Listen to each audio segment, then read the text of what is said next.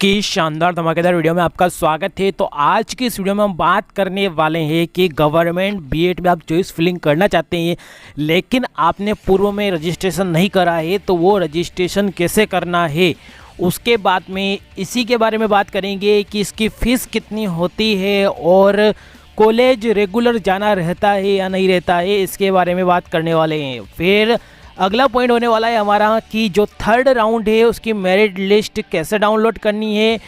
उसके बाद में सीट अलॉटमेंट लेटर के बारे में बात करेंगे हम कि सीट अलॉटमेंट लेटर कितनी तारीख को आने वाला है। उसके बाद में बात करेंगे लास्ट पॉइंट जो कि बहुत ही ज़्यादा पूछे जाने वाला सवाल है कि अतिरिक्त चरण होगा या नहीं होगा। तो एक एक करके सारे पॉइंट के बारे में बात कर लेते हैं हम। जैसा कि आप जानते हैं कि गवर्नमेंट के जो हमारे एडमिशन है वो डिपार्टमेंट ऑफ हायर एजुकेशन की ऑफिशियल वेबसाइट से ही हो रहे हैं। तो सिंपल आपको department of higher education type कर देना है क्रोम ब्राउज़र या फिर जो भी ब्राउज़र आप यूज़ करते हैं, वो मैं क्रोम ब्राउज़र यूज़ करता हूं। तो जैसे आप इसमें department of higher education type करेंगे आपको एनसीटी कोर्स पर क्लिक करना है। जैसे इस पर कोर्स पर क्लिक करेंगे आपके पास अगला पेज खुल के आ जाएगा। उसके बाद में यहाँ पर लिखा हुआ है रजिस्ट्रेशन फॉर मतलब कि आपको यहीं से रजिस्ट्रेशन करना है। जैसे कि बीएड हो गया, बीपीएड हो गया, एमपीएड हो गया, एमएड हो गया, बीए एमएड हो गया, तो आपको रजिस्ट्रेशन यहीं से करना रहता है। जैसे आप क्लिक हेयर पर क्लिक करेंगे ये रजिस्ट्रेशन फॉर्म खुलकर आ जाएगा, जो इसमें आपको जो भी जानकारी है पूर्णतः व्यवस्थित भरनी है। आवेदक द्वारा भुगतान के पश्चात अनिवार्य रूप से निर्धारित समयावधि में चॉइस फिलिंग करें, अन्यथा आप काउंसलिंग परीक्षा वंचित रह जाएंगे। तो रजिस्ट्रेशन करने के बाद में तुरंत आपको चॉइस फिलिंग कर देना है। कृपया नियम पुस्तिका के नियमों का पूर्व अध्ययन कर उपरांत ही आवेदन पत्र भरें।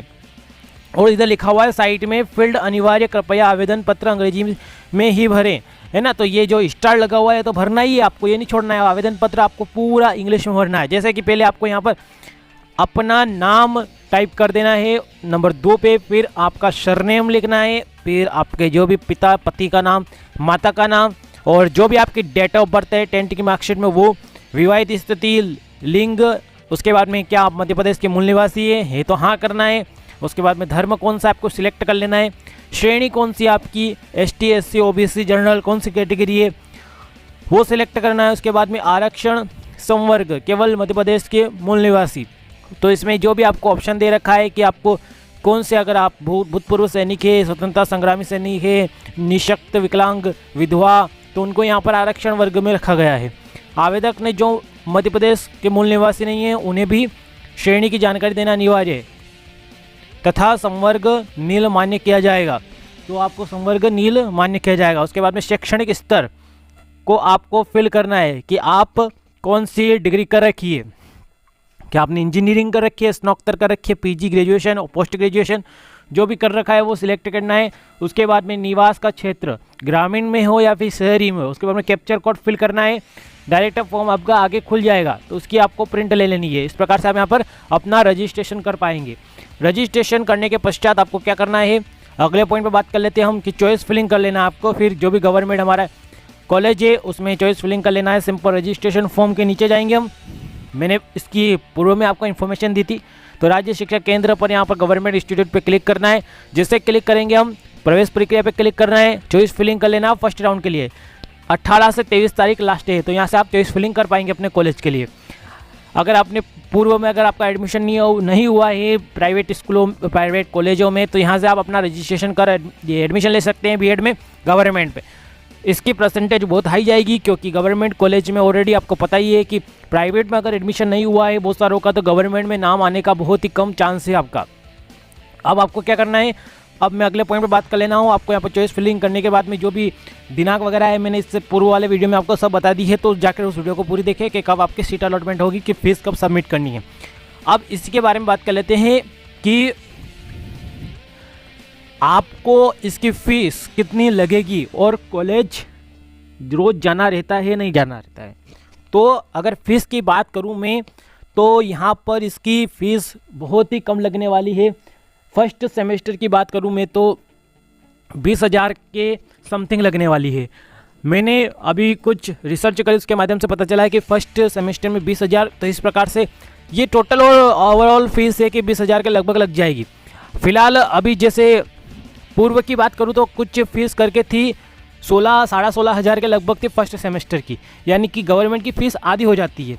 फिलहाल मुझे लगता है कि इसकी फ़ीस फर्स्ट सेमेस्टर में कितनी होगी ये जब आप चॉइस फिलिंग करने के बाद आपको कॉलेज अलर्ट होगा उसमें ही लिखी हुई आएगी, क्योंकि ये हो सकता है कि नए सिरे से एडमिशन हो रहे हैं तो हो सकता है कि इसमें फ़ीस कम ज़्यादा भी हो जाए।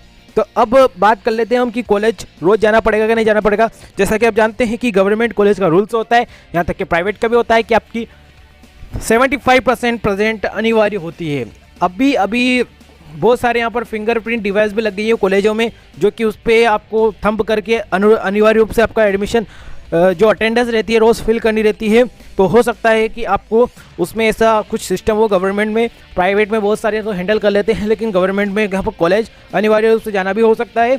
और इसकी आप जो भी जानकारी है वो एडमिशन लेने के बाद में ही पता चलेगी आपको भी कि कॉलेज जाना रहता है या नहीं जाना रहता है। तो इसमें जो भी अगर पहले से गवर्नमेंट में एडमिशन ले चुके हैं, आपके कोई पहचान के हैं, तो उनसे बात कर पूरा पूछ ले उनसे, उसके बाद में ही एडमिशन ले कि कॉलेज रोज़ जाना रहता है नहीं जाना रहता है। हो सकता है अगर आप पढ़ाई कर रहे हैं तो कोई दिक्कत नहीं, आप एडमिशन ले लीजिए। अगर आप पढ़ाई वगैरह नहीं कर रहे हैं और कुछ काम वगैरह कर रहे हैं तो कॉलेज जाना रहेगा, फिर आपको वो काम जो रहता है वो छोड़ना पड़ेगा। अब बात कर लेते हैं हम, जो कि थर्ड राउंड की मेरिट लिस्ट जारी हो गई है, तो वो आपको सिंपल यहाँ पर आपको यहीं से डाउनलोड करनी है। जैसे आप मेरिट लिस्ट पे जाओगे, यहाँ पर एनसीटी कोर्स पर क्लिक करोगे, उसके बाद में सिंपल अगला पेज खुल जाएगा हमारा। उसके बाद में क्या करना है, हमको नीचे स्क्रॉल करते हुए जाना है और यहाँ थर्ड ऑप्शन दिखाई दे रहा है bachelor of education 2 year course. जैसे इस पर क्लिक करोगे प्रवेश पत्रिका पे जाना है। उसके बाद में यहाँ पर मेरिट लिस्ट थर्ड राउंड की 18 तारीख से 1 जुलाई के बीच में आपको डाउनलोड करनी है। अब बहुत सारे बोल रहे थे कि क्या अतिरिक्त चरण होगा, तो उसके बारे में बात कर लेते हैं। जैसा कि मेरिट लिस्ट के बाद में सीट अलॉटमेंट लेटर हमारा 25 तारीख को आ जाएगा। कितनी तारीख को? 25 तारीख से 1 तारीख के बीच में हमको फीस अलॉट हो जाएगा। जो फीस रहेगी वो सबमिट भी 25 से 1 के बीच में ही करनी रहेगी, क्योंकि 25 को सीट अलॉटमेंट लेटर आ जाएगा शाम तक 4-5 बजे तक। उसके बाद में आपको क्या करना है, 1 जुलाई तक अपनी जो भी फीस है वो सबमिट करनी है। फीस सबमिट करने के बाद में अतिरिक्त चरण होने की संभावना 50% है, क्योंकि पिछले 2-3 सालों से मैं देख रहा हूँ कि अतिरिक्त चरण होता ही है। आप जाकर पूर्व में वीडियो देखोगे तो उसमें कम से कम 2-3 अतिरिक्त चरण हुए थे। और अतिरिक्त चरण होने की संभावना इसलिए है क्योंकि बहुत सारे कॉलेज ऐसे रहते हैं जहाँ पर स्टूडेंट एडमिशन नहीं लेते हैं और वहाँ की सीटें खाली रहती है, तो उनके लिए खास तौर पर अतिरिक्त चरण निकाले जाते हैं ताकि वो वहाँ पर एडमिशन लिए जाए। तो अतिरिक्त चरण होने की संभावना है। तो 1 जुलाई के बाद जैसे ही एडमिशन सारे खत्म हो जाते हैं, थर्ड राउंड के फीस सबमिट हो जाती है, उसके बाद में अगर कोई सीट खाली बच जाती है तो उसके बाद में अतिरिक्त चरण होगा ही होगा। आई थिंक कि आपको सारी जानकारी इस वीडियो में पता चल गई होगी। आपके जो भी डाउट थे वो पता चल गए होंगे। और भी कोई डाउट है तो कमेंट बॉक्स में कमेंट करिएगा। मिलते हैं अगली वीडियो में, तब तक के लिए बाय बाय।